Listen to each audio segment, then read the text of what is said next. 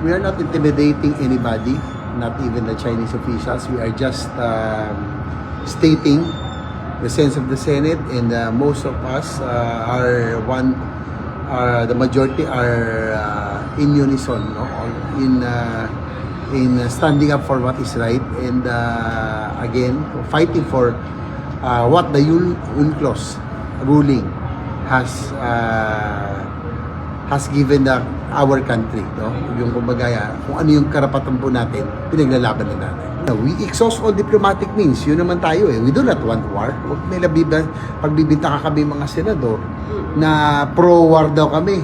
Kasi against China kami. We are just standing up for what is right, for what is ours, and protecting our sovereignty.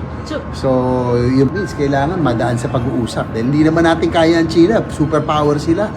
Third world lang tayo. But we just have to make a stand and fight for what is duly ours. And sabi ko, ay sovereignty natin. It's worth fighting.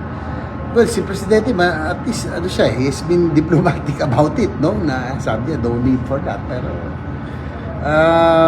they have to be, they have to put in place that what they are doing, they have been disrespecting us, but they want respect, but they have to respect also Philippine officials.